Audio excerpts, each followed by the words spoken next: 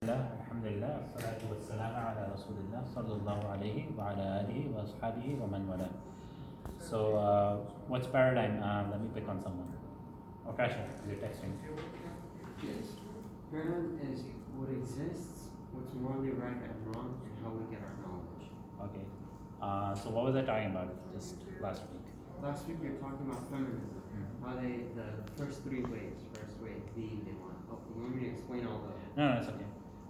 So feminism is really good, right? No. First stage is not right. Current stage to the earlier stages were good. No, the earliest stages were less. 1%. I guess the first one was somewhat okay, but it's to this. I don't think the rest of them. Okay. Give me one argument. So go ahead. Give me one argument against feminism. Just one. They're making. We never No, 1%. We never need feminism because if you follow Sharia and Islamic law, everyone gets treated equally. There's proof because Prophet was. Yeah. I mean, we don't get treated equally. That's a mistake. So Not equally, but everyone Fairly. has their own role. Yeah, for sure. Sure. Yeah. You want to say something? They're making up genders. Yeah, that's the third wave. But in general, what's wrong with the idea of men and women having equal rights? Oh, I thought we were talking about feminism. Yeah, that's feminism. That's third wave feminism. That there's a million genders. Oh. But second wave feminism is just equal rights, right? So what's wrong with that? You're gonna, Oh, go ahead. It's gender roles. There's not supposed to be. There's already gender roles in society. We know that difference. Is the word anatomically like about men and female like they're different physically and mentally. Okay, awesome. You. Well, it's because they're equal in different ways. It's like food and water. Water is for when you're thirsty, and food is for when you're hungry. Okay. So they're both So which equally one's the- necessary, but they're not equal. So which one's the man and which one's the woman? Is food the man or is water the man? Either one could be either. Water is in shape. Therefore, you're proving it. Right? Either one, so then there's equality. All right. Yeah. No, that's a good point. So, but what I was looking for is like some of the things that I said. That. I wasn't here last week. So a main thing is like Quran Sunnah gives gender roles. Second wave feminists or feminists nowadays in general, they deny gender roles. So there's a contradiction there. And then we know that with the first wave, I told you voting is we as Muslims we see that as problematic because democracy itself is problematic. So that itself is an issue. And and I talked about like my body, my choice. I said like why that's wrong because it's not their body. Allah subhanahu wa ta'ala gave them that body. So that's why it's not their choice either. So what I actually want to just talk about today, very quick, is what are some of the things that Muslim feminists say, right? So there's Muslim feminists, Muslims who say that they're feminists, usually women, but sometimes men too, and then they'll say that that Islam has a lot of rights for women, and they're being ignored, and that's why they become feminists, so that everybody knows what our rights are, and these rights are implemented properly, So and then they'll quote things from Quran and Sunnah to prove their points, So for example, they'll say that Khadija radiallahu anha, right? Khadija was like a CEO, right? So so you guys know about Khadija radiallahu anha, right? She had her own business. Right? And she used. Huh? Okay. Huh? So trading, she would trade, like she would send traders to be parts of Syria and other parts of Arabia to trade things. Not necessarily just general things, general trading. Yeah. So it could be clothes, could be other items, But she would trade, and that's how she would make money. And she inherited this from her previous husband who died before she married Rasulullah. So basically, she made money this way, and then Muslim feminists will say that look, he was like a CEO, and therefore, Muslim women nowadays should be allowed to go work in a business and go in a corporate office and go in college just with the guys, no problem, same thing, So yeah, you want to say something? Khadija radiallahu anha followed the sunnah of the Prophet Muhammad sallallahu alaihi wasallam. Prophet Muhammad said men and female they should be kind of like segregated, not in a like oppressive way, but they should follow the sunnah, like covering. And Prophet Muhammad sallallahu alaihi wasallam himself was a businessman, and it's a, well, I forgot. You trailed off, man. You're going good, but you trailed off. Okay. So Rasulullah took part in Khadija radiallahu anha's business, yeah. But he himself was not a businessman. He himself was a shepherd. Before he was a prophet, he was a businessman, right? He used to work for Khadija radiallahu anha as an employee. Yeah. But the point is that you have to think about, see, there's a very big difference between what Khadija radiallahu anha was doing versus what a CEO or a business person would do. Let's say a businesswoman today wants to be a CEO. She'll have to like rub shoulders with men, constantly interact with non-mahram men, sometimes be alone with them, and sometimes have to shake hands with them. It's a completely different context, and you have to compete. Like men competing with women. This is what's happening in the office workplace, right? So it's a very different context, and in this context, what's happening? Something wrong, or it's all fine? Any answers? No? Huh? It's not fun. Why is it not fine? Physical contact with non-Muhammad. Yeah. Okay. So as Muslim families will say, they'll take care of the physical contact. They won't touch. That's okay, right? No. Why not? Because there's some men out there, because they'll be looking at the weird, at work. Yeah. So a lot of Islamic rules are being broken. So rules of like men wearing the gaze is not going to happen. The rules of women wearing, let's say proper hijab. How can you wear proper hijab in corporate workplace where we have like an office uniform and all that stuff? So all of these things come together, and it's a completely different context. So you just cannot apply this to today's society and say, oh, like women go out and do whatever. No, if you want to work a business from home, just like Khadija radiallahu anha did, and you want to hire employees to do all the public stuff, then yeah, that's fine for a woman. But then to say that this means that they can go out and do whatever they want, this is just incorrect. Okay? So another one is, so I can just write a quick response here. What the hell?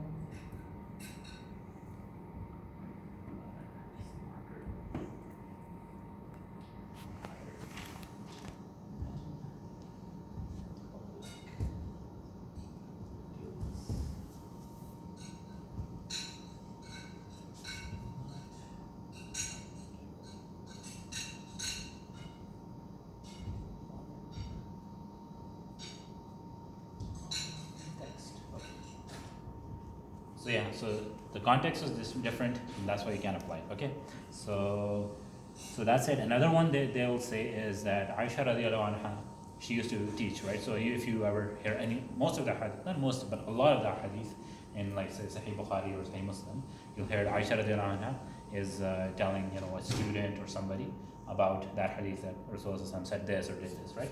So they'll say, oh, see, Aisha radiallahu anha, she used to teach just like a university professor. Amazing, right? So basically, Aisha radiallahu anha was like this university professor. So is that okay? So can women just go and teach men in public, and why not? What about women's mentor at college? Was that sorry? What about women's mentor? Yeah, it's a different context, but like I'm just saying in general, they'll be like she was like university professor. Now most universities, let's say in the U.S. or anywhere, they're not segregated, right? So if there's a female professor, she'll be teaching in front of men and women, right? And so this is and even like like you have like sheikhas and da'i women we'll see on YouTube and stuff. And again their face is uncovered and a lot of guys are seeing, and sometimes they're wearing a bunch of makeup and stuff. They're beautified, and a lot of men are seeing them. And then they'll use Aisha radiallahu anha as examples. They'll say, look, she taught the men, and She taught men they had like a parda, right? that's the thing, yeah. So they had a veil, but yeah, they had a veil. But then what they'll say? They'll just say that was specific for her, because they have the wives of the Prophet had a specific hijab. So they'll be saying the same argument you used for this CEO thing, but that was specific for her, the business. Yeah. So no, that's the thing. They pick and choose, right? They pick and choose. Cherry picking. Yeah, exactly. Cherry picking. Yeah, that's cherry picking. Yeah, but yeah, so that's correct. That she had a veil, and then basically she started from behind the barrier, so she wouldn't teach like in public, and she wouldn't obviously not wear any makeup or something like that, right? So this is just an incorrect application of that example. Um, so again, yeah, just familiarize yourself with these sorts of things because they use it a lot. Oh, Yeah. sorry. Some feminists are born Huh? like Class has to 6:45. Alright, give me 5 more minutes. No problem. sit down, man. Alright, so another one they'll say is the prophet.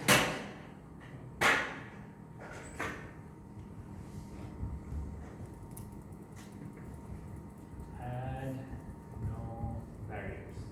Okay? So I don't know if you know this, but in, Yeah. in Masjid al-Nabawi, in the Prophet's time, the woman would be in the back and men would be in the front. Okay?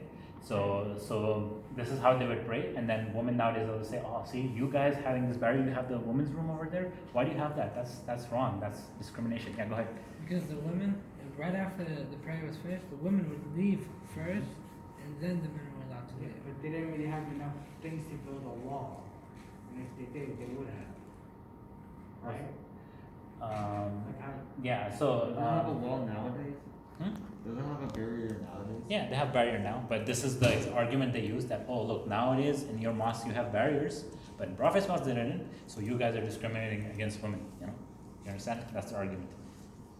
But what he brought was a good point, and the point is that there were certain rules and regulations that came with that lack of barrier, you know? So if you're gonna have that lack of barrier, then let's put those rules in place. So for example, one of the rules is that women are supposed to leave first. Another rule is that men don't.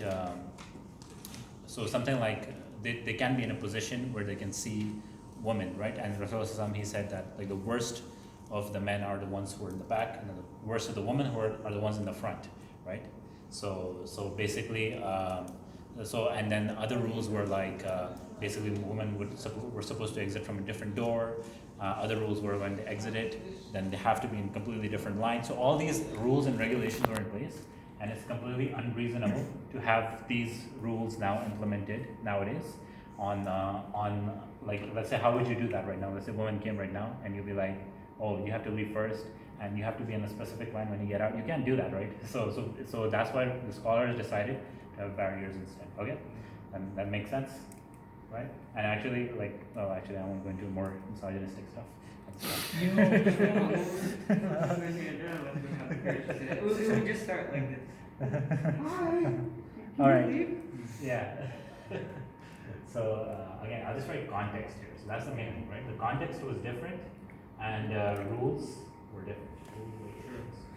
Okay. Another last thing I'll say before because Mr. Okasha really wants me to leave. So another thing they'll say is that, look, you know, everyone's influenced by their culture, you know. So all these ulama, they came up with these rules, like for example this barrier rule, they came up with it. The ulama came up with other things that were in fiqh books, right? Like the woman has to do this for her husband, or you know, a daughter has to obey the father, etc., etc. They came up with these rules because they were influenced by the misogynistic culture. In their culture, that hated women, they were influenced by it. That's why they made up these rules, right? So the misogynist ulama made up the rules because their culture influenced them too. Okay, I'll write that. All right.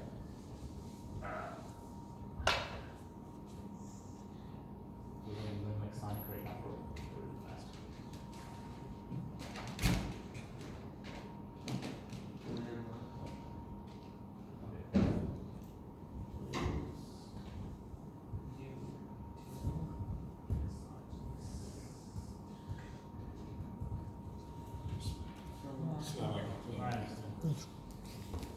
So do you see a problem with this one? Yeah, they're trying to like cookie cut the fifth or completely change it so it could Yeah. go with the flow. No, that's fine. But what's wrong with the argument though? Okay, you go ahead. What is the question? So they will say that ulama, they made up all these fiqh rulings between men and women, right? So the things that's, for example, woman, for example, a wife has to obey the husband, for example, right? Or a daughter has to obey her father, for example. So these you will find in fiqh books, right? and other things you'll find in fiqh books that they talk about gender roles, right? So they'll say the ulama, like the scholars, made this stuff up, right? So let's say Imam Abu Hanifa or Imam Malik or whatever, they just made it up because they're influenced by the culture at the time. The culture was misogynistic, right? At that time, everyone hated women. And that's why they just made these rules up. So okay, do you see any Most issue? feminists become feminists because of their culture, Huh? and they think culture is religion. What's that?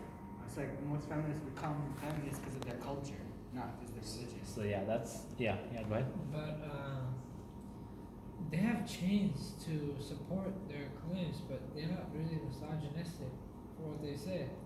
Yeah, No, it's it's not how we like talk the about race. They'll just reject hadith.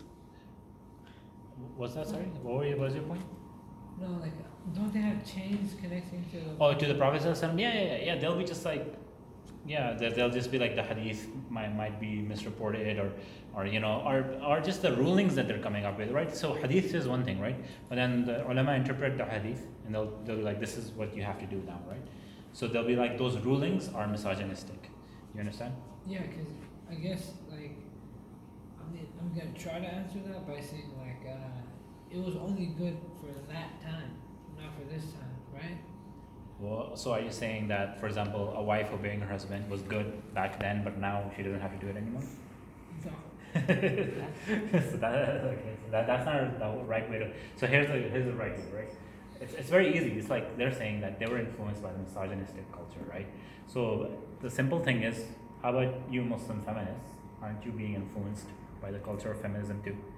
So your judgment on those ulama is based on your culture as well. And if you're gonna disregard this, then we have to disregard yours, right? So.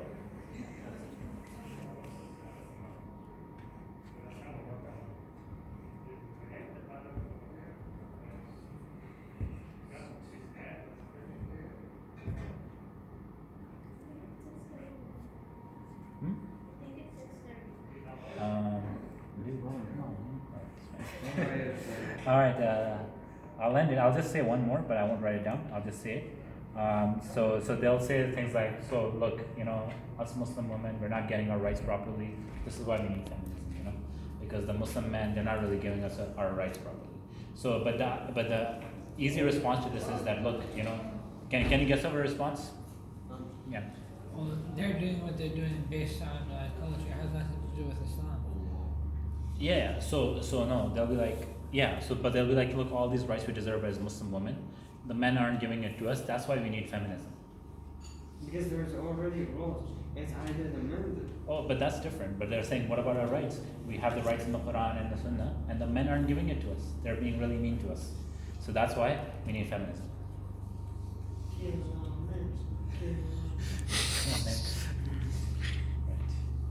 Sorry. Any ideas? White flag. How about you, Adyan? Any ideas? I don't know. You don't know. Throw the white towel. That was really quick, man. Okay, so basically the thing is that just because you're not getting your Islamic rights, so why do you need like a different ideology? So you need like an Islamic system to come and give you those rights, right? So even if that is 100% true, that claim is, let's say, 100% true, and can be questioned, but let's say it is 100% true, then it is Islam that is the solution, and a holistic Islamic system will provide them that solution. Feminism will not provide them that solution. Okay, so that's it. سبحانك اللهم وبحمدك أشهد أن لا إله إلا أنت أستغفرك